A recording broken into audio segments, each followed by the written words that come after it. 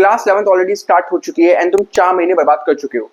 सो ये वो टाइम है जो डिसाइड करेगा कि तुम आईआईटी दिल्ली, आईआईटी बॉम्बे जाओगे या फिर किसी प्राइवेट कॉलेज या फिर एनआईटी कॉलेज में। आज की वीडियो तुम्हारे लिए गेम चेंजिंग होने वाली है क्योंकि मैं शेयर करने वाला हूँ जेडब्ल्यू 2027 की वो स्ट्रेटजी जिसे तुम सितंबर से फॉलो करके अभी भी अपने लिए आईआईटी कंफर्म कर सकते हो। एंड सबसे बड़ी बात कि तुम जीरो से स्टार्ट करके अभी वहां तक पहुंच सकते हो। वीडियो में आगे बढ़ने से पहले आई विल सजेस्ट यू कि तुम एक पेपर पे अपने ड्रीम कॉलेज का नाम लिखो और उसके नीचे लिखो आई एम कमिंग। यही सेम चीज तुम कमेंट सेक्शन में लिख देना। For example IIT Delhi I am coming और IIT Bombay I am coming. So आज की वीडियो में हम बात करने वाले हैं कि how to start your JW preparation, what resources you should have so that तुम जेडब्ल्यू एडवांस की ढंग से तैयारी कर सको। ऑनलाइन वर्सेस ऑफलाइन कोचिंग में क्या बेस्ट है, तुम्हें किस तरह से अपनी प्रिपरेशन करनी है सो दैट तुम बेस्ट आउटकम निकाल सको। इसके बाद तुम्हें जेडब्ल्यू मेंस वर्सेस एडवांस में किस पर ज्यादा फोकस करना चाहिए to get the maximum result. And lecture, revision, practice, mock test, तुम्हें ये सब कैसे करना है आज की वीडियो में समझने वाले हैं। सो सबसे पहले हम बात करते हैं कि टाइमलाइन क्या होना चाहिए, क्योंकि एज अ जेडब्ल्यू एस्पिरेंट तुम्हें पता होना चाहिए कि तुम्हारा एग्जाम कब है और तुम्हें क्लास 11th में कब तक सब कुछ कंप्लीट करना है। सो दिस इज द टाइमलाइन जिसका तुम्हें खास ध्यान रखना है। सितंबर 2025 से आप एकदम जीरो से स्टार्ट कर रहे हैं एंड आपको अपना कोर्स क्लास 11th का फेब लास्ट वीक या फिर फर्स्ट वीक ऑफ मार्च 2026 तक कंप्लीट करना है। सो मार्च 2026 एंड अप्रैल 2026 के बीच में आपको मॉक टेस्ट देने और रिवीजन करनी है क्लास 11th के लिए। देन अप्रैल 2026 से नवंबर 2026 तक आपको अपने क्लास 12 का सिलेबस कंप्लीट करना है। देन जनवरी 2027 में आपका मेंस का फर्स्ट अटेम्प्ट होगा एंड इन दोनों टाइम के बीच में आपको अपने रिवीजन, प्रैक्टिस, मॉक टेस्ट ये सब कुछ कंप्लीट करना है। Then April 2027 means second attempt, then May 2027 advance. So this is the timeline जिसका आपको खास ध्यान रखना है। इसके बारे हम बात करने वाले हैं कि जेडब्ल्यू मेंस और एडवांस का क्या पैटर्न होता है, तो अभी इसे क्लास 11th में उस हिसाब से प्रिपेयर कर सकें। So this is the exam pattern of JW mains and advance. JW mains का एग्जाम साल में 2 बार कंडक्ट कराया जाता है जो 300 मार्क्स का होता है, जिसमें 75 क्वेश्चन पूछे जाते हैं पर सब्जेक्ट 25 क्वेश्चन सही करने पर +4 मार्क्स दिए जाते हैं एंड गलत करने पर -1। इसमें आपसे सिंगल करेक्ट वाले क्वेश्चन पूछे जाते हैं। देन इसके बाद अगर हम एडवांस की बात करते हैं तो इसमें फिक्स नहीं है कि कितने मार्क्स का एग्जाम होने वाला है या फिर कितने क्वेश्चन पूछे जाने वाले हैं। इसके बाद अगर हम इसके वैरायटी ऑफ क्वेश्चन की बात करते हैं तो इसमें आपसे single correct MCQs, multiple correct MCQs, integer based question, stem based questions, matrix type, integer based सभी वैरायटी क्वेश्चंस पूछे जाते हैं एंड क्वेश्चंस के मार्क्स +4 मार्क्स दिए जाते हैं, किसी में +3 मार्क्स दिए जाते हैं। So depending on the questions. Next हम बात करने वाले हैं कि आपके पास क्या क्या रिसोर्सेज होने चाहिए क्लास 11th में। क्लास 11th में जो रेफरेंस बुक आपको सॉल्व करनी चाहिए, these are the books. Physical chemistry के लिए आप एनएमएसटी फॉलो कर सकते हैं, this is the best book. Then organic chemistry के लिए MS Chauhan and inorganic chemistry के लिए एनसीईआरटी। इनऑर्गेनिक केमिस्ट्री के लिए आपको किसी भी रेफरेंस बुक को सॉल्व करने की जरूरत नहीं है, फॉलो करने की जरूरत नहीं है। NCERT is more than sufficient for both mains and advance. इसके बाद अगर हम फिजिक्स की बात करते हैं so SC Verma is the best book अगर आप थ्योरी पढ़ना चाहते हैं। इसमें आपको कुछ इलस्ट्रेशंस भी देखने को मिलेंगी एंड इसका अगर आप प्रैक्टिस करना चाहते हैं then DC Pandey of physics galaxy, this is best book for the mains level. इसमें आपको बेसिक्स टू मेंस सभी क्वेश्चन देखने को मिलेंगे। यही अगर हम आयोडोफ की बात करते हैं, आयोडोफ is best for the JW advance. आयोडोफ आप तभी सॉल्व करना अगर आपने मेंस लेवल तक अपनी सब सारी तैयारी कर रखी है। एक बार अगर आपने पीवाईक्यूज कंप्लीट कर लिए मेंस लेवल वगैरह के, तभी आप आयोडोफ या फिर सिंगेज सॉल्व कर सकते हैं। इसके अगर हम मैथमेटिक्स के लिए बात करते हैं then Cengage is a best book जिसमें आपको बेसिक्स, मेंस एंड एडवांस तीनों वैरायटी के क्वेश्चंस मिलेंगे। And black book is very much good for the JW advance. Black book आप तभी सॉल्व करना अगर आपने मेंस लेवल तक सब कुछ पढ़ लिया है। And black book and आयोडोफ, these are the books specially for the JW advance preparation. Next हम बात करने वाले हैं कि आपके lectures, practice, revision and mock test की क्या स्ट्रेटजी होनी चाहिए। सो फर्स्ट थिंग हम बात करते हैं लेक्चर्स के बारे में। नेक्स्ट हम बात करने वाले हैं कि जितने भी ऑफलाइन कोचिंग वाले स्टूडेंट हैं उनकी क्या स्ट्रेटजी होनी चाहिए। सो द बेस्ट थिंग, जब भी कोई कोचिंग में अगर आप पढ़ रहे हैं तो टीचर जो भी आपको पढ़ा रहे हैं आपके पास सफिशिएंट टाइम मिलता है कि आप नोट्स बना सकें। बट प्रॉब्लम उन स्टूडेंट्स के साथ आती है जो ऑनलाइन कोचिंग में पढ़ते हैं, क्योंकि यहाँ पर हमें टीचर को देखने के साथ साथ, समझने के साथ साथ नोट्स बनाने की जरूरत पड़ती है। सो बेस्ट थिंग आप क्या कर सकते हैं कि टीचर जो भी आपको ऑनलाइन कोचिंग में पढ़ा रहे हैं उन्हें एक बार सुन लीजिए, उन्हें एनालाइज कर लीजिए। जब आप लेक्चर समझ जाएं उसके बाद सभी टीचर्स मोस्टली ऑनलाइन कोचिंग में पीडीएफ फॉर्मेट में नोट्स देते हैं, तो उसके बाद आप खुद से नोट्स बना सकते हैं।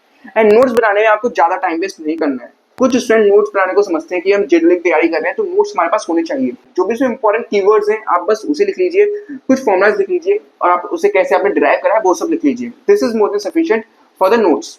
रिसेंटली लाइव स्ट्रीम में ऑफलाइन कोचिंग के स्टूडेंट ने कंप्लेंट की थी कि भैया हमारी ऑफलाइन कोचिंग में हमें टीचर्स अच्छे से नहीं पढ़ाते हैं तो हमें क्या करना चाहिए। First thing I will suggest कि तुम अपने कोचिंग के हेड से बात करो सो दैट तुम्हारा टीचर बदल दें।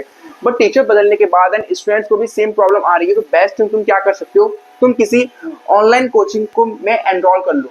बट इतना टाइम नहीं है कि तुम अभी अपने ऑफलाइन टीचर्स को जो अच्छा नहीं पढ़ा रहे हैं उन्हें तुम बैठकर देखो।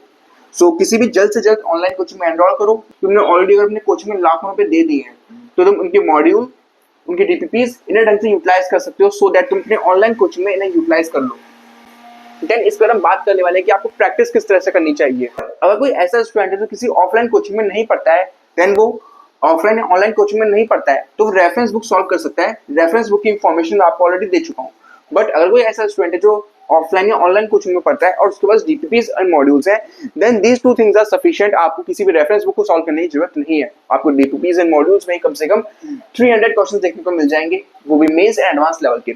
सो आप डीपीपी एंड मॉड्यूल सॉल्व करने के बाद सीधा पीवाईक्यूज पे जंप कर सकते हैं। सबसे पहले आपको मेंस लेवल के 2013 से लेकर 2025 के पीवाईक्यूज कंप्लीट करने हैं एंड एडवांस के लिए आपको आप 2010 से पहले जो सब्जेक्टिव क्वेश्चंस होते थे 1990s के टाइम के या 2010 से पहले आप सब्जेक्टिव क्वेश्चन सॉल्व कीजिए, क्योंकि जो सब्जेक्टिव क्वेश्चंस होते हैं उनका लेवल काफी अच्छा होता है। अगर आपने ये क्वेश्चन सॉल्व कर लिया एडवांस के, तो जो आपने मेंस लेवल का पढ़ा है, जो आपने थ्योरी पढ़ी है, वो आपके डिफरेंट लेवल पर आपको अंडरस्टैंडिंग मिल जाएगी और आप कभी भी नहीं भूलेंगे।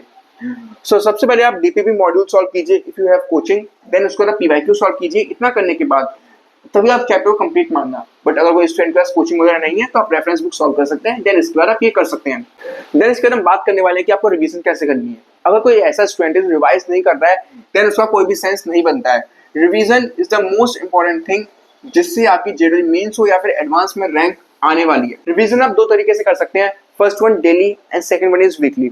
डेली का मतलब हो गया कि आप डेली कुछ चैप्टर्स को रिवाइज कर सकते हैं, कुछ सब टॉपिक्स को रिवाइज कर सकते हैं। मान लीजिए आप कोचिंग में आपने आज एक टॉपिक पढ़ा है, फॉर एग्जांपल फिजिक्स में रोटेशनल मोशन में सेंटर ऑफ मास, तो आप घर पर आने के बाद सेंटर ऑफ मास को आधे घंटे रिवाइज कीजिए। आधा घंटा is more than sufficient.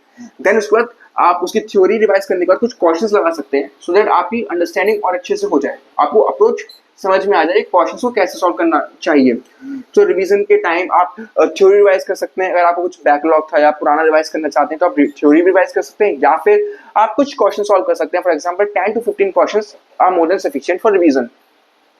And weekly revision वो होती है, आपने वीक में जितना भी कुछ पढ़ा है, मंडे टू सैटरडे आपने जितना भी पढ़ लिया है उसे एटलीस्ट एक दिन बनाइए, फॉर एग्जांपल संडे, जिसमें आपको सब कुछ रिवाइज करना है। अगर आप वीकली रिवीजन करते हैं तो आपको बाद में रिवीजन देने के लिए बहुत टाइम की जरूरत नहीं पड़ेगी। कुछ स्टूडेंट्स ऐसे होते हैं जो एक बार एक चैप्टर पढ़ लिया, उसे एक महीने बाद जब रिवाइज करने जाते हैं सब कुछ भूल चुके होते हैं। बट अगर आप वीकली बेस पर रिवीजन करेंगे तो आपको रिवाइज करने के लिए जहाँ 4 घंटे की जरूरत पड़नी चाहिए थी, वहाँ आप 30 मिनट्स में सब कुछ रिवाइज कर सकते हैं। सो मेक स्लॉट्स कि आप डेली अगर पढ़ते हैं physics, chemistry, math, first thing आपको डेली पढ़ना है एंड इसमें आप किसी एक सब्जेक्ट की डेली रिवीजन करें। इसके बाद हम बात करने वाले हैं मॉक टेस्ट के बारे में।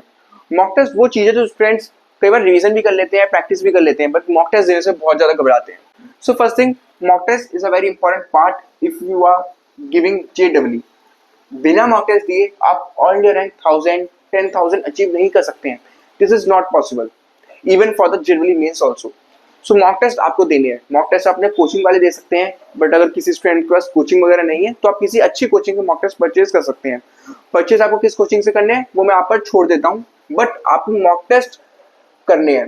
अगर आप क्लास 11th में हैं तो आप टॉपिक वाइज मॉक टेस्ट दे सकते हैं, आप चैप्टर वाइज दे सकते हैं, या पार्ट चैप्टर वाइज दे सकते हैं। जैसे आप 3 से 4 चैप्टर का मिला के दे दीजिए, या आपने अगर क्लास 7 की इनऑर्गेनिक पढ़ लिया तो आप सिर्फ उतना का भी दे सकते हैं, बट आपको मॉक टेस्ट देना जरूरी है। अगर हम ऑफलाइन कोचिंग की बात करते हैं तो मोस्टली हर कोचिंग में 15 डेज बाद एक मॉक टेस्ट होता है, जिसे हम पार्ट मॉक टेस्ट कहते हैं, एंड एक मॉक टेस्ट होता है फेज मॉक टेस्ट, जो आई थिंक अब सितंबर में मोस्टली सभी कोचिंग्स के होते हैं, फर्स्ट फेज के मॉक टेस्ट।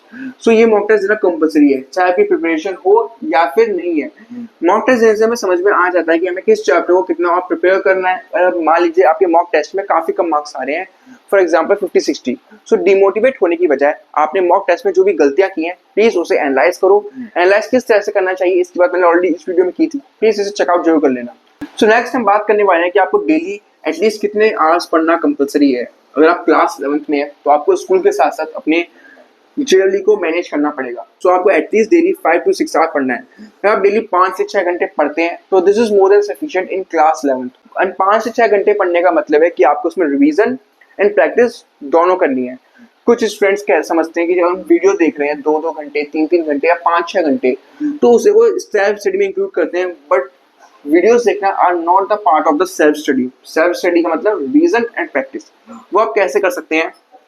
मैंने अपनी पुरानी वीडियोस में स्ट्रेटजी बताई थी। फॉर एग्जांपल, आपको डेली फिजिक्स, केमिस्ट्री, मैथ पढ़नी है, तो आप क्या कर सकते हैं, एक दिन किसी भी एक सब्जेक्ट की प्रैक्टिस कर लीजिए, एक की रिवीजन और एक की आप वीडियो देख लीजिए, एंड नेक्स्ट डे आप इस साइकिल को रोटेट करते रहिए। जैसे मान लीजिए आप फिजिक्स में प्रैक्टिस कर रहे हैं, तो नेक्स्ट आप केमिस्ट्री में प्रैक्टिस कर सकते हैं, मैथ की आपने वीडियो देखी है तो उसकी आप प्रैक्टिस कर सकते हैं। इस तरह से आप साइकिल रोटेट करते रहिए। एक दिन आपको प्रैक्टिस करनी है एक सब्जेक्ट की, एक दिन रिवीजन एंड एक दिन वीडियो।